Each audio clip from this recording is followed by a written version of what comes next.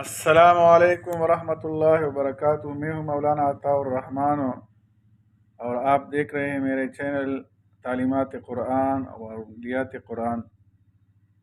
آج ہم سورہ بقرہ کی تیسری رکوع پڑھیں گے، جس میں اعجاز القرآن، مومنوں کے لیے بشارت اور اسی طرح اللہ تعالیٰ کی وحدانیت اور رسالت، نبی کریم صلی اللہ علیہ وسلم کی رسالت کا اثبات ہے۔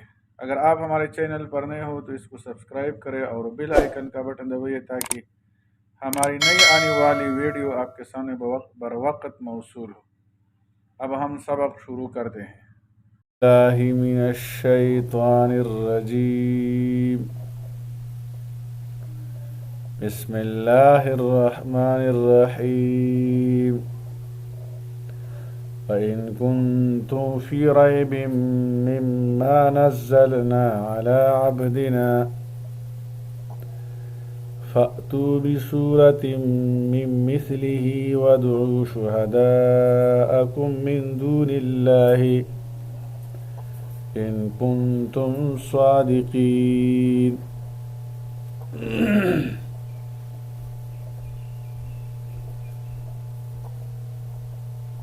سورہ بقرہ کی 23ویں اور 24ویں آیتیں ہیں۔ اس سے پہلے دو آیتوں میں توحید کا اثبات تھا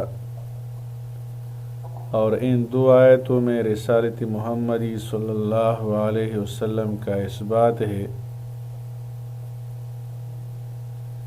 وہ ہدایت جو قرآن لے کر آیا ہے، اس کے دو عمود ہیں، توحید اور رسالت۔ پہلی دو آیتوں میں اللہ تعالیٰ کے چند مخصوص کام ذکر کر کے توحید ثابت کی گئی۔ ان دو آیتوں میں اللہ تعالیٰ کا کلام پیش کر کے حضور صلی اللہ علیہ وآلہ وسلم کی رسالت ثابت فرمائی گئی ہے، اور طریقہ اس بات دونوں کا ایک ہی ہے کہ پہلی دو آیتوں میں چند ایسے کام مذکور تھے جو سوائے اللہ تعالیٰ کے کوئی نہیں کر سکتا، مثلا زمین اور آسمان پیدا کرنا، آسمان سے پانی اتارنا، پانی سے پھل پھول پیدا کرنا، اور ان آیتوں میں نبی کریم صلی اللہ علیہ وسلم کو ایسا کلام دینا کہ اس کی نظیر اور مثل تمام دنیا کے لوگ نہیں لا سکتے۔ ایک چھوٹے سے ٹکڑے کی نظیر و مثال بنا کر دکھلا دو۔ ان کو چیلنج کر دیا گیا ہے مشرکین کو، اور اس پر بس نہیں بلکہ ان کو غیرت دلائی کہ تمہاری مجال نہیں کہ اس جیسی ایک صورت بنا سکو۔ یہاں مفسرین نے قرآن کی وجوہ اعجاز القرآن بھی ذکر کیے ہیں، جو بہت اہم ہے۔ مختصر طور پر میں صرف آپ کو وجوہ ذکر کروں گا کہ وہ وجوہ کیا ہیں جو قرآن معجزہ ہے، اور اسی طرح اعجاز القرآن کے نام سے بہت سے کتابیں بھی لکھی گئی ہیں۔ پہلا سبب تو یہ ہے کہ عرب قوم و فصاحت و بلاغت میں کامل تھے، اور قرآن کریم نے عرب قوم کو دعوت دی ہے کہ اس کی مثل لائے فصاحت اور بلاغت میں، اور وہ عرب قوم و نبی کریم صلی اللہ علیہ وسلم اور اسی طرح قرآن کا بڑے دشمن تھے، کوشش کر رہے ہوتے تھے کہ اس طرح قرآن سے لوگوں کو کسی وجہ سے اس سے ہٹائے اور اس سے دور رکھے، لیکن پھر بھی وہ اپنے مجالس میں قرآن کے اعجاز کا اقرار کرتے تھے کہ قرآن ایسا کتاب ہے کہ اس کی مثل اور نظیر کوئی بھی نہیں لا سکتا۔ ایک وجہ یہ ہے، دوسری وجہ یہ ہے کہ قرآن آئندہ پیش آنے والے واقعات کی بہت سے خبریں ہیں جو قرآن نے دی ہے، اور ہو بہو اسی طرح واقعات پیش آئے جس طرح قرآن نے خبر دی تھی۔ تیسری وجہ یہ ہے قرآن کریم کی اعجاز کی کہ اس میں پچھلی امتوں اور ان کی شرائع اور تاریخی حالات کا ایسا صاف تذکرہ ہے کہ اس زمانہ کے بڑے بڑے علماء یہود و نصارہ جو پچھلی کتابوں کے ماہر سمجھے جاتے تھے ان کو بھی اتنی معلومات نہ تھی۔ پانچویں وجہ یہ ہے، چوتھی وجہ یہ ہے کہ متعدد آیات میں لوگوں کے دل کی چھپی ہوئی باتوں کی اطلاع دی گئی، اور پھر ان کے اقرار سے ثابت ہو گیا کہ وہ بات صحیح اور سچی تھی۔ یہ کام بھی عالم الغیب و شہادت ہی کر سکتے، یعنی اللہ تعالیٰ ہی کر سکتے، کسی بشر سے عادتاً ممکن نہیں۔ پانچویں وجہ قرآن کریم میں ایسی آیات ہیں جن میں قرآن نے کسی قوم یا فرد کے متعلق یہ پیشنگوئی کی کہ وہ پلان کام نہیں کر سکیں گے، اور پھر وہ لوگ باوجود ظاہری قدرت کے اس کام کو نہ کر سکیں۔ جیسے یہود کے متعلق قرآن نے اعلان کیا کہ اگر وہ فی الواقع اپنے آپ کو اللہ کے دوست اور ولی سمجھتے ہیں تو انہیں اللہ کے پاس جانے سے محبت ہونا چاہیے، وہ ذرا موت کی تمنا کرے دکھلائے، وَلَن يَتَمَنَّوْا أَبَدًا، وہ ہرگز موت کی تمنا نہ کر سکے۔ چھٹی وجہ وہ خاص کیفیت ہے جو قرآن کے سننے سے ہر خاص و عام اور مومن و کافر پر طاری ہوتی ہے۔ جیسے جبیر بن مطعم رضی اللہ عنہ کو اسلام لانے سے پہلے پیش آیا کہ اتفاقاً انہوں نے رسول اللہ صلی اللہ علیہ وسلم کو نماز مغرب میں سورہ طور پڑھتے ہوئے دیکھا۔ جب آپ صلی اللہ علیہ وسلم آخری آیت پر پہنچے تو جبیر کہتے ہیں کہ میرا دل گویا اڑنے لگا، اور یہ سب سے پہلا دن تھا کہ میرے دل میں اسلام نے اثر کر دیا۔ ساتویں وجہ یہ ہے کہ اس کو بار بار پڑھنے اور سننے سے کوئی اکتا نہیں، بلکہ جتنا زیادہ پڑھا جاتا ہے اس کا شوق اور بڑھتا ہے۔ آٹھویں وجہ یہ ہے کہ قرآن نے اعلان کیا ہے کہ اس کی حفاظت کا ذمہ خود اللہ تعالیٰ نے لیا ہے، وہ قیامت تک بغیر کسی ادنیٰ تغیر و ترمیم کے باقی رہے گا۔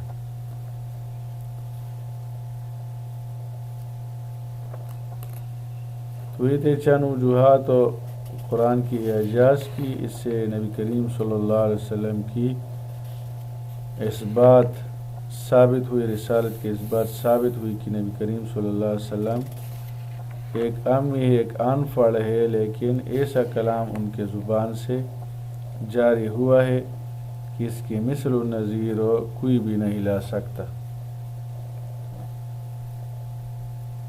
وَإِن كُنتُم فِي رَيْبٍ، اور اگر تم شک میں ہو، مما نزلنا علی عبدنا، اس کلام کی سچائی کے بارے میں جو ہم نے اپنے خاص بندہ پر نازل کیا ہے، فَأْتُوا بِسُورَةٍ مِّن مِّثْلِهِ، تو اس طرح کی ایک صورت لے آؤ، وَادْعُوا شُهَدَاءَكُم مِّن دُونِ اللَّهِ، اور اللہ کے سوا اپنے مددگاروں کو بھی بلا لو، ان کنتم صادقین، اگر تم سچے ہو، فَإِن لَّمْ تَفْعَلُوا، پھر اگر تم ایسا نہ کر سکو، وَلَن تَفْعَلُوا، اور ہرگز نہ کر سکو گے، فَاتَّقُوا النَّارَ الَّتِي، تو ڈرو اس آگ سے، وقودها الناس والحجارة، جس کا ایندھن آدمی اور پتھر ہے، اعدت للکافرین، جو کافروں کے لیے تیار کی گئی ہے، وبشر الذین آمنوا وعملوا الصالحات، اور ان لوگوں کو خوشخبری دیجیے جو ایمان لائے اور نیک اعمال کیے، ان لہم جنات تجری من تحتها الانہار، بے شک ان کے لیے ایسے باغات ہیں جن کے نیچے سے نہریں بہتی ہیں۔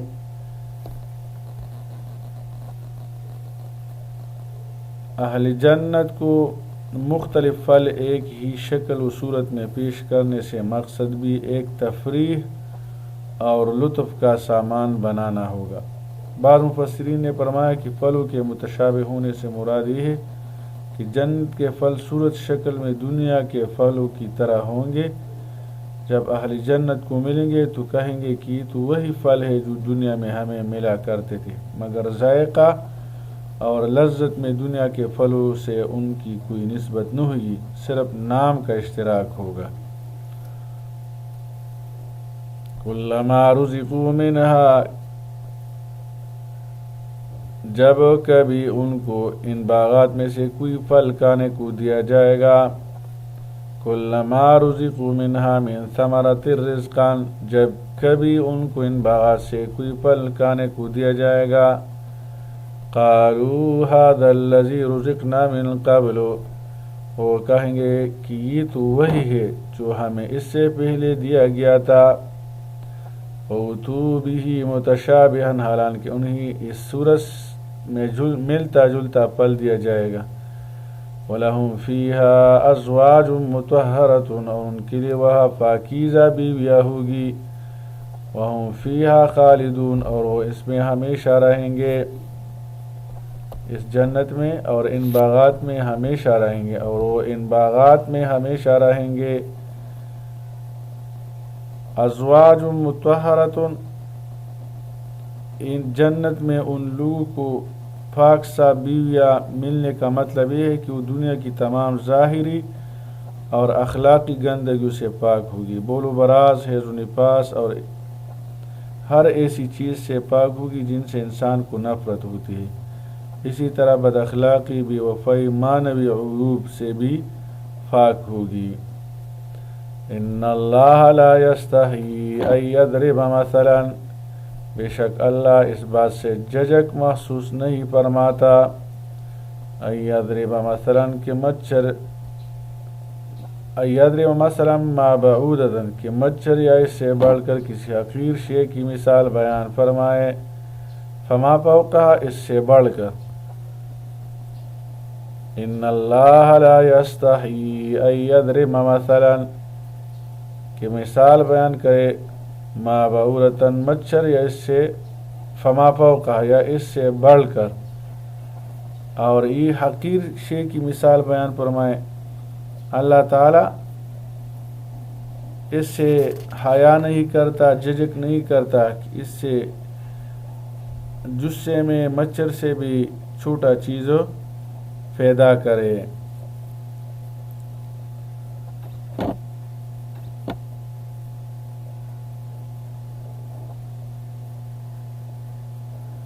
یہاں سے ان اللہ لا یستحیی ان یضرب مثلا میں ان آیات میں منکرین قرآن کا ایک اعتراض ذکر کر کے اس کا جواب ہے۔ اعتراض یہ تھا کہ قرآن کریم میں مکھی اور مچھر جیسے حقیر جانوروں کا ذکر آیا ہے، یہ اللہ تعالیٰ کی اور اس کے کلام کی عظمت کے خلاف ہے۔ اگر یہ اللہ تعالیٰ کا کلام ہوتا تو اس میں ایسی حقیر گناؤنی چیزوں کا ذکر نہ ہوتا کہ ان کے بڑے لوگ ایسی چیزوں کے ذکر سے شرم و حیا محسوس کرتے ہیں۔ جواب یہ دیا گیا کہ جب کسی حقیر و ذلیل چیز کی مثال دینی ہو تو کسی ایسی ہی حقیر چیز سے مثال دینا مقتضی عقل و بلاغت ہے، اس غرض کے لیے کسی حقیر گناؤنی چیز کا ذکر کرنا شرم و حیا کے قطعاً منافی نہیں، اس لیے اللہ تعالیٰ ایسی چیزوں کے ذکر سے نہیں شرماتے، اور یہ بھی بتلا دیا کہ ایسے احمقانہ شبہات صرف ان لوگوں کو پیدا ہوا کرتے ہیں جن کے قلوب اور دماغوں سے ان کے کفر کی وجہ سے سمجھنے بوجھنے کی صلاحیت مفقود ہو۔ ایمان والوں کو کبھی ایسے شبہات نہیں ہوتے۔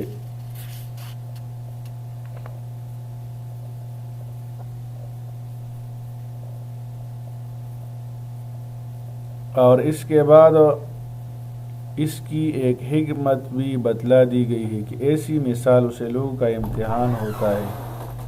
نظر فکر کرنے والوں کے لیے مثال ہدایت کا سامان پیدا کرتی ہے، اور بے پرواہی برتنے والوں کے لیے اور زیادہ گمراہی کا سبب بنتی ہے۔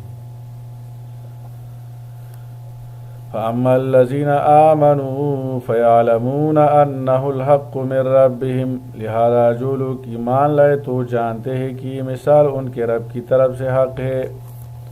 وَأَمَّا الَّذِينَ كَفَرُوا، اور جنہوں نے کفر کیا، فَيَقُولُونَ تو وہ کہتے ہیں ماذا اراد اللہ بہذا مثلا، اللہ نے اس مثال سے کیا ارادہ کیا ہے. یضل بہ کثیرا، اس مثال سے اللہ تعالیٰ بہت سے لوگوں کو گمراہ کرتا ہے. یضل بہ کثیرا، اس مثال سے اللہ بہت سے لوگوں کو گمراہ کرتا ہے. ویہدی بہ کثیرا، اور اس سے بہت سے لوگوں کو ہدایت عطا فرماتا ہے.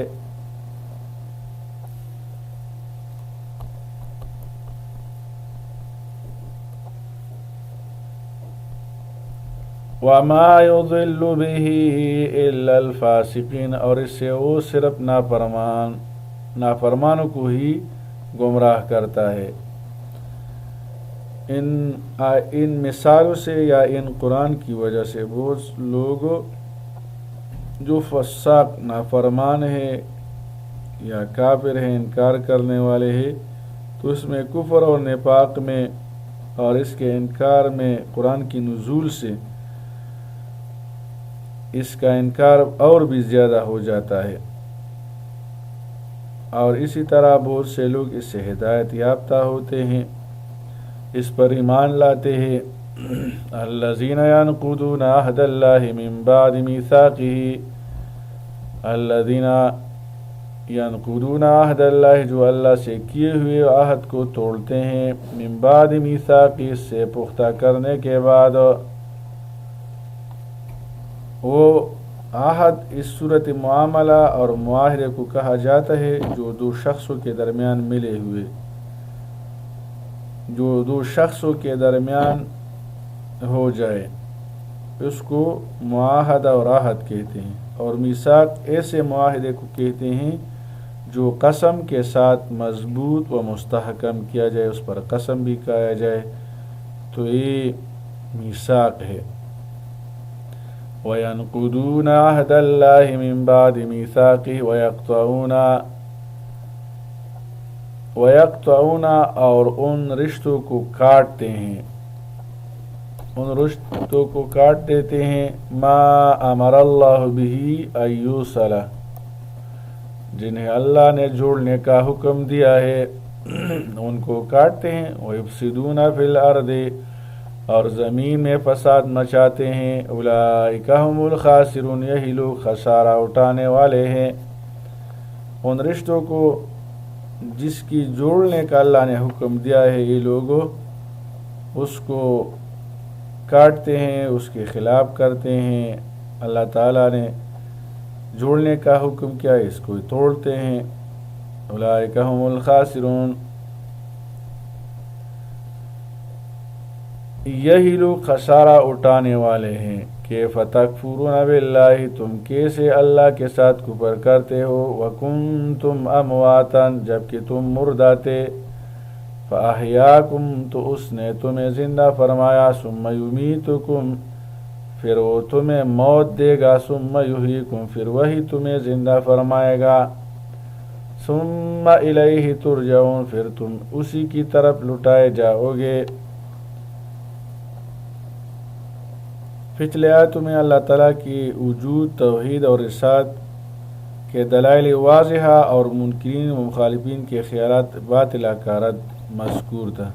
مذکورہ دو آیتوں میں اللہ تعالیٰ کے احسانات اور انعامات کا ذکر کر کے اس پر اظہار تعجب کیا گیا ہے کہ اتنے احسانات کے ہوتے ہوئے کیسے یہ ظالم کفر انکار میں مبتلا ہے، جس میں اس پر تنبیہ ہے کہ اگر دلائل میں غور کرنے کی زحمت گوارا نہیں کرتے تو کم از کم محسن کا احسان ماننا، اس کی تعظیم و اطاعت کرنا تو ہر شریف انسان کا طبعی اور فطری تقاضا ہے. اسی راستے سے تم اللہ تعالیٰ کی اطاعت پر آ جاؤ. پہلی آیت میں ان مخصوص نعمتوں کا ذکر ہے جو ہر انسان کی ذات اور نفس کے اندر موجود ہے، کہ وہ پہلے بے جان ذرات کی صورت میں تھا، پھر اس میں اللہ تعالیٰ نے زندگی پیدا فرمائی. دوسری آیت میں ان عام نعمتوں کا ذکر ہے جن سے انسان اور تمام مخلوقات فائدہ اٹھاتی ہیں اور وہ انسان کی زندگی اور بقا کے لیے ضروری ہے. ان میں پہلے زمین اور اس کی پیداوار کا ذکر ہے جس سے انسان کا قریبی تعلق ہے، پھر آسمانوں کا ذکر ہے جن کے ساتھ زمین کی حیات اور پیداوار وابستہ ہیں۔ کیف تکفرون هو الذی خلق لکم ما فی الارض جمیعا، وہی اللہ ہے جس نے تمہارے لیے پیدا فرمایا وہ سب کچھ جو زمین میں ہے۔ ثم استوى الى السماء، پھر وہ آسمان کی طرف متوجہ ہوا، فسواہن 7 سماوات، تو ان کو ٹھیک 7 آسمان بنا دیا۔ وَهُوَ بِكُلِّ شَيْءٍ عَلِيمٌ، اور وہ ہر شے کا خوب جاننے والا ہے۔ اللہ جل شانہ عمل کرنے کی توفیق عطا فرمائے۔ صلی اللہ تعالی علی خیر خلقہ محمد وآلہ وصحبہ اجمعین۔